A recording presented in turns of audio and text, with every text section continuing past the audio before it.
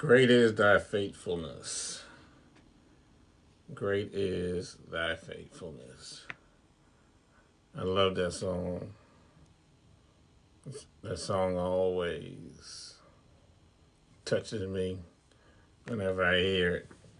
And I did it this morning because we're talking about faith. And we already know faith is the substance of things hoped for and the evidence of things not seen. But today we're coming from, it changed on me, James, the second chapter. Oh, there it is. All right. James, the second chapter, starting at the 16th verse. But first, giving a God who's the head of my life, to the late bishop and the late mother Rosa Goins, the ones who raised me, taught me, prayed for me, interceded for me. To them, I always give honor. I was trying to go live on Instagram too at the same time, but I didn't have enough time to get it together. All right, James, and our title today is Show Your Work. James, second chapter, started at the 16th verse, and I cannot again find my readers. So if I'm squinting, understand why. If they're not on top of my head, just sitting there waiting for me to use them, I don't know where they are.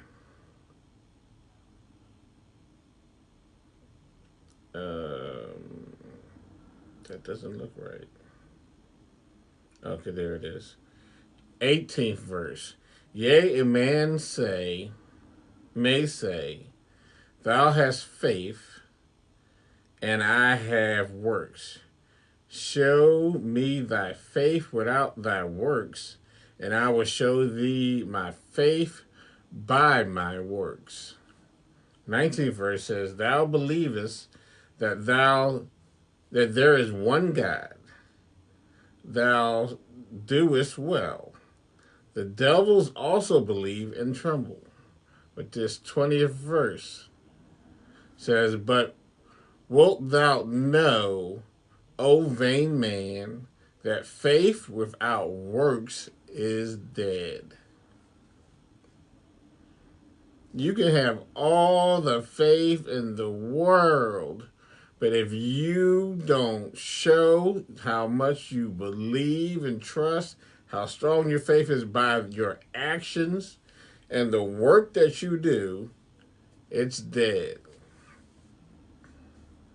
I think sometimes we get some things confused, and we, as I always say, will come up with these slogans and these phrases that we use all the time and make it gospel.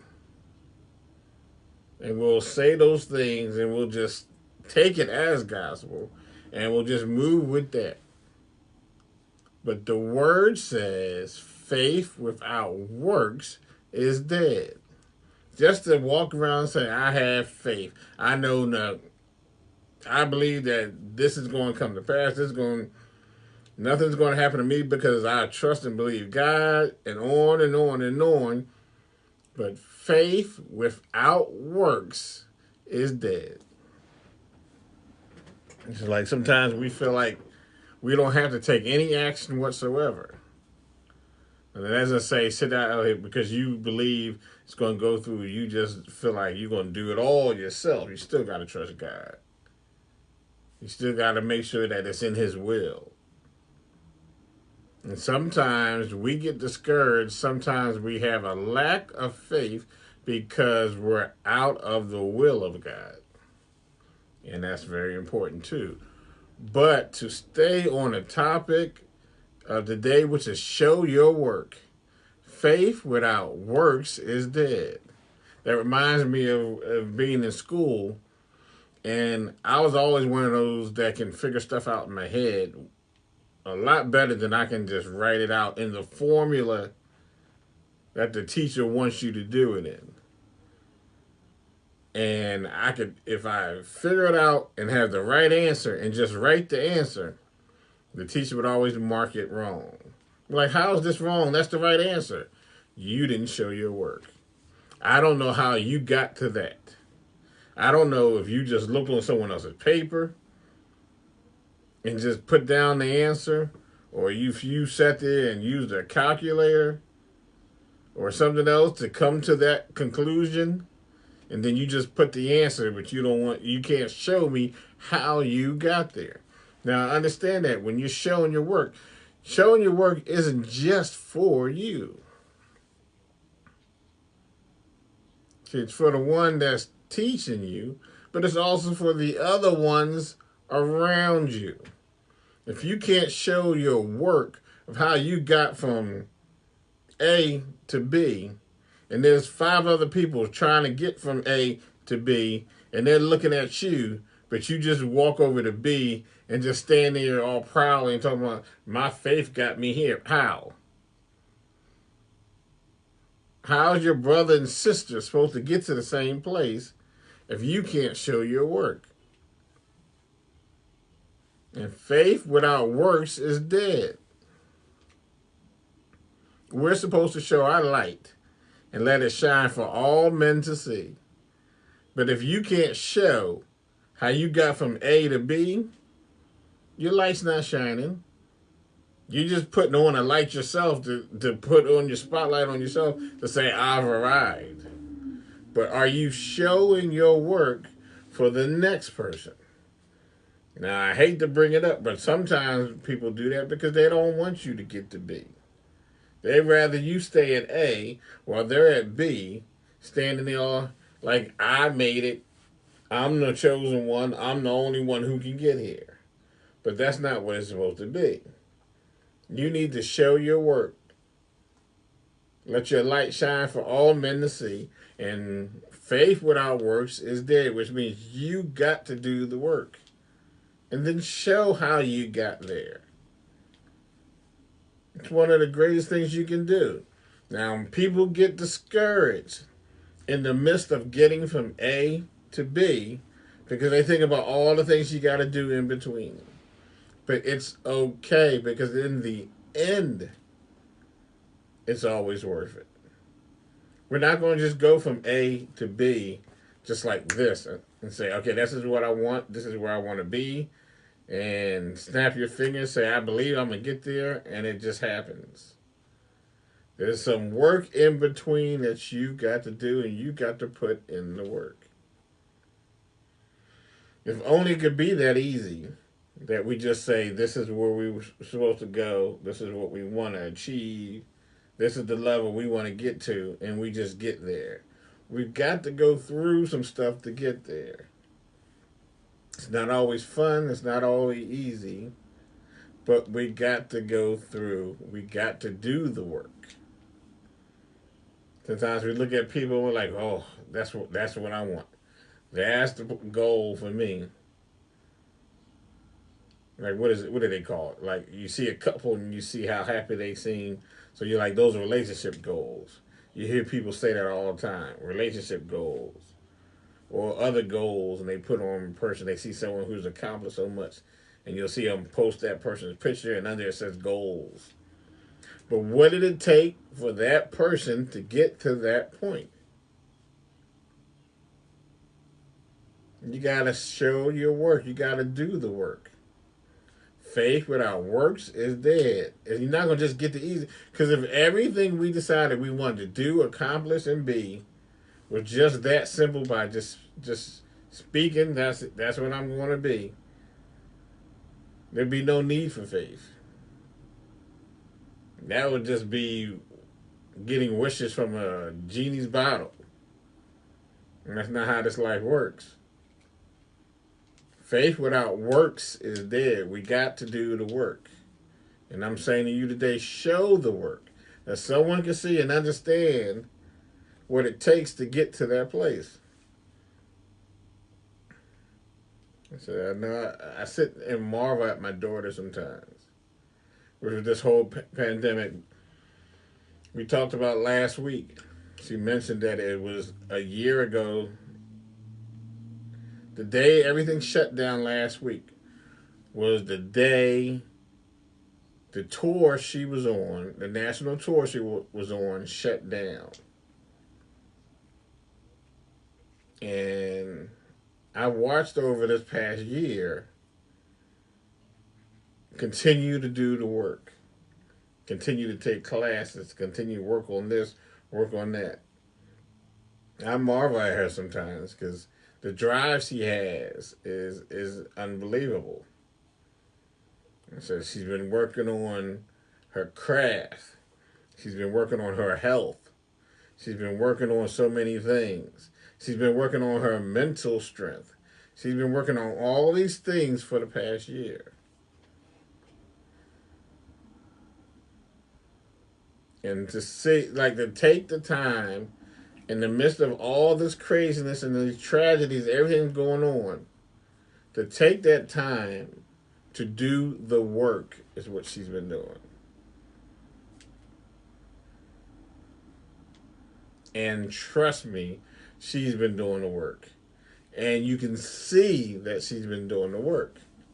Because faith without works is dead. She could have just sat there and said, the tour she was on shut down. So I guess this is over with. I don't know what I'm going to do now. She started taking more acting classes, vocal classes. Like I said, she's been working on her health, physically, everything else, mentally. She's been doing the work for a year straight.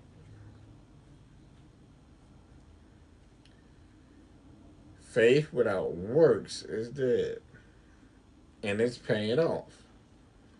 But you gotta do the work. You can't just say, this is what I want, and not get there. I've seen so many people who could sing, but never bother to get a vocal coach, at least, or understand what a C note is, and train yourself that you know what a C is when you hear it. To understand music theory, to understand more than just the style of music you're interested in. Because trust me, regardless of what it is that you want to do, you need to widen your, or broaden your horizons, or widen your knowledge and understanding of the craft that you're working in. If you're in ministry, you really need to understand the word and the goal and the position that you're striving for. You really need to understand how everything in there works. And then not just that one thing. You need to understand how all the other ministries around you operate and work, and then how they all work together. I've always said something, and I know it's bothered a few people when I've said it. I don't fight over a position in ministry and in the church. Because first of all, there's way too much stuff that needs to be done. Let's start there. Second, I'm not going to sit and pigeonhole myself down to one thing. I am not just a musician. I am not just a minister. I am not just a teacher. I am not just a servant. I am not just anything. And that's how we need to be. If you really do the work, you can open more doors for more things, because that's how faith really works. I trust and believe that when I see the Lord, He says, well done, thy good and faithful servant, He's not going to say, well done, thy faithful musician. He's not going to say, well done, thy good and faithful minister. Not, well done, thy good and faithful pastor. He's going to say, servant. It means whatever my hands find to do, I'm going to do it. And I'm going to learn how to do it and do it well. You see people get so frustrated and they get focused on that one thing because they think that's what they're supposed to be doing. And when that doesn't work out, they just give up. I got two hands. What's funny is I picked this up while I was talking because I saw the screwdriver sitting over here. And it just dawned on me that I'm holding on to it. And I'm talking about all the things that I'm put my hands to do and realize I got this screwdriver, this precision screwdriver that is used a lot. Matter of fact, I've used it so much it's starting to bend on the end from the small screws and the things that I've used it for, because there's a lot of things I'm capable of doing. And I use those things for my work for the Lord. Because faith without works is dead. And I realized that, and I made a comment to a colleague the other day. They were checking in on me and see how my recovery and progress was going. And I told them it was going on, told them I might have to get another surgery on my foot after they found that there was a broken bone in my foot. And it wasn't, even though it showed up on the ultrasound that this doctor, my current surgeon, found that the first one didn't.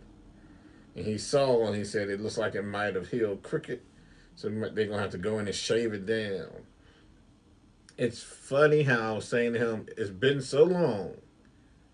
October of 2019 is when I went out of work.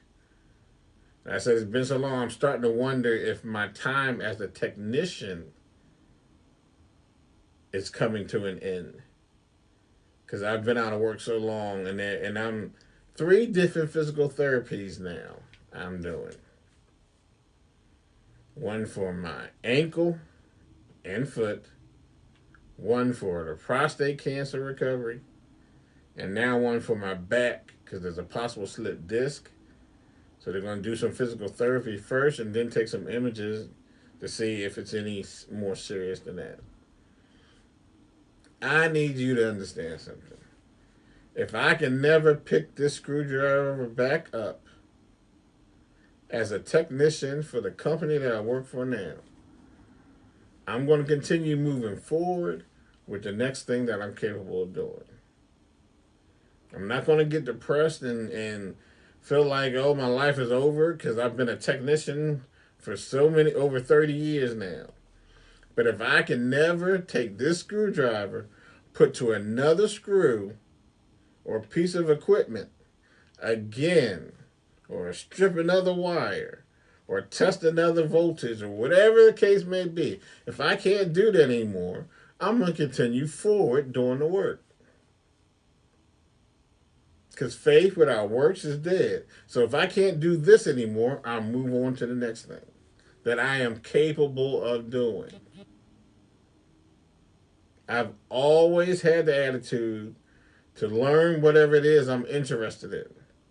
And not just get a little understanding, but to study it. Like I was saying with my daughter, she's been working on her craft, even during this pandemic, strengthening and getting it even better. I've had that same attitude with the work that I've done, whether in the ministry or outside of it, with my vocation. So if I can never be a technician again, if I can't install another reader, lock, camera, or what the case may be, I'm going to be able to continue to move forward. Because I didn't limit myself to that one thing. Because faith without works is dead. If I can get through all this physical training, therapy rather, and go back to doing what I'm doing, fine. If I can't, I'm going to move forward. And I know a lot of people don't like change, but that's what life is. No one can sit here and tell you that they've gone from the beginning of life to the end without things changing. That's how life works. Things change. You need to accept that and keep moving. Keep doing the work. Have faith and trust and believe that God will bring you through whatever the situation is and continue on. But show your work. Don't be that arrogant person who just walks around with their chest puffed out saying, I have faith and so I've made it through all this just because of my faith. Show your work. Faith without works is dead. And it's just, it's such a good analogy because I thought about that. And it's funny because I'm sitting here talking, and out the corner of my eye, I see this screwdriver. And I probably have 4 or 5 of this same exact screwdriver, mind you. This is the one sitting here in the studio. I've got some in my tool bag. I know I've got some in another tool box.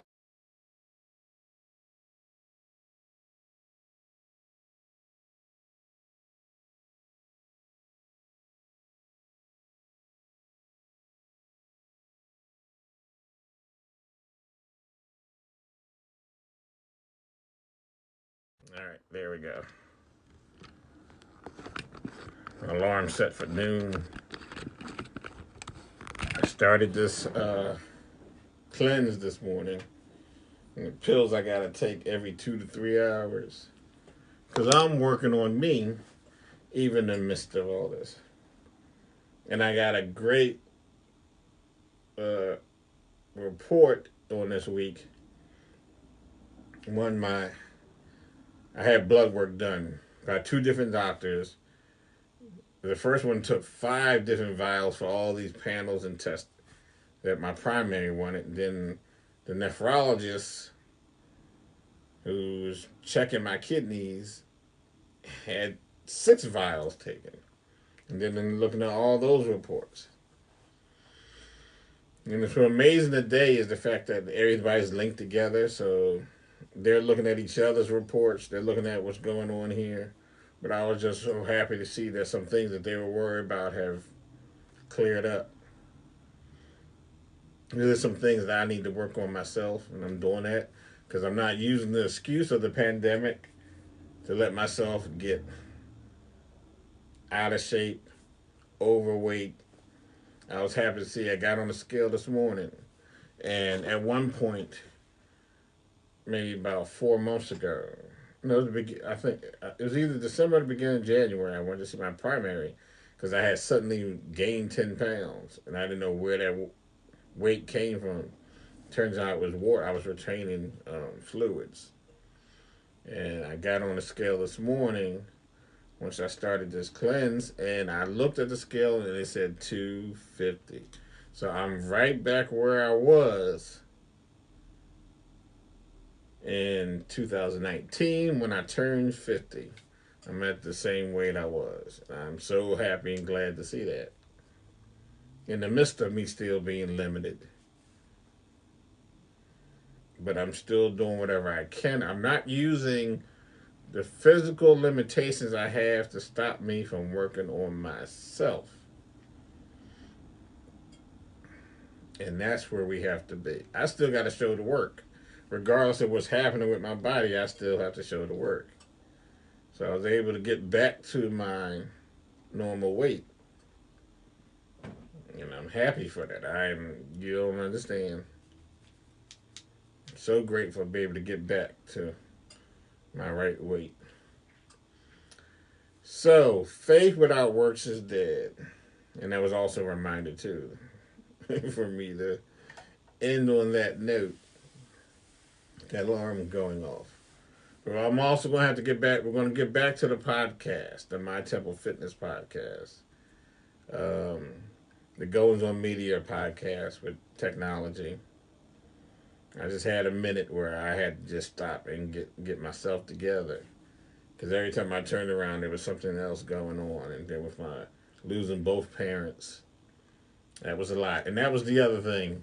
I said, it's funny. My blood pressure was out of control. I was back at stroke numbers. It was like 200 over 120. And they were and asking me, am I having headaches and all this stuff going on because they're scared I might have a stroke again. And they taking my meds, trying all these different things, couldn't figure out what's going on. And they were like, what do you think it is? He said, did you change the diet? I said, no. I said, my parents died. Now I'm reiterating, both parents recently died. And like, well, that might be a factor, but there must be something else going on. And they're doing all these tests. They're taking all this blood. I mean, I've had blood drawn at least 4 or 5 times in the last 3 months. And they're just checking things and checking things and checking things. And then last week, out the blue, I go see the nephrologist, the kidney doctor, and the first thing they do is take my weight. And my weight was 255 last week. And they did my blood pressure, and it was 116 over 69. No, it's supposed to be 120 over 80. That's supposed to be the average. But it was 116 over 69. Now, mind you, it had been as high as 200. Actually, one time, I think it was like 210 over 120, which is stroke levels. But it was 116 over 69 in the doctor's office.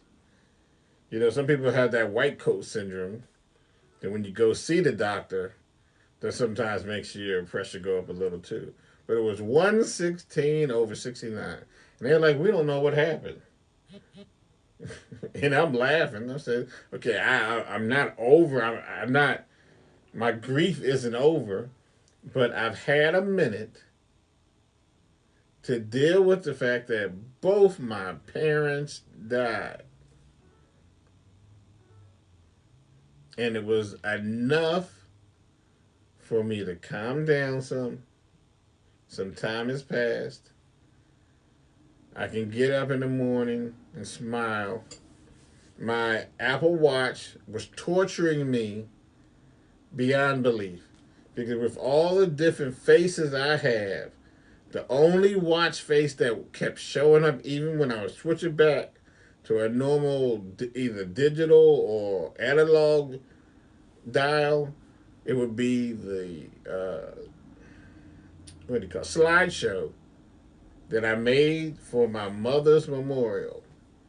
And so when I would look up, it'd be a picture of her, either by herself with me or a family member, and even videos. So I'm looking to see what time it is, and I see my mother moving. She's eating a candy apple that we got in Lancaster and brought back. And as soon as she saw that candy apple, she sat down and started unwrapping it and eating it. And they took a video of that. And I looked down, I see my mom eating the candy apple.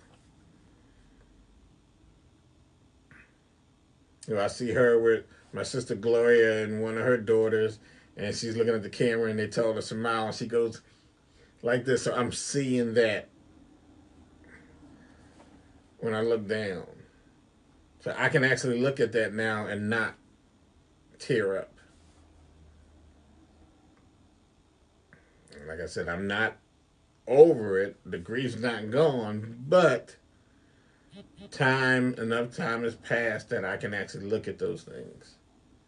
And my pressure dropped. And when I saw the doctor after they doing that appointment, she was like, well, your pressure looks wonderful. So we don't know what happened. And I'm just laughing. So I had some time to deal with the grief of my parents dying. I dealt with it. I talked about it. I accepted the fact that they're gone. I still miss them. I will always miss them. And from talking to so many different people, which I think helped, a lot of people who've lost their parents have said, oh, that grief never goes away, but you're able to deal with it enough to keep going. And that's clearly where I am. I'm at acceptance. I'm not over it, but I'm at acceptance. I've accepted it, and my pressure dropped right now. So the doctors were still trying to figure out things. They want to check some more things, see me in another 3 months or whatever, which is fine. I don't have any issues with that. I need you to understand Doing the work helps. Me watching what I eat helps. Not eating the salt, not eating the bread, all those things. I have been limited in my activity since October of 2019. And I am back at the same weight I was before all that happened. Show your work. And I'll leave you with that. Seems like lately I've been getting a little long winded in these messages. But be blessed on this week. Sister Karen is going to take us out with God is good. And Sister Karen, it's about time for us to record some new ones too. But I'm grateful to God for all the things He's doing. I pray that you have a blessed week. And allow yourself to show your work as you trust and believe. Because faith without works is dead. So continue on with that. And we will see you next week.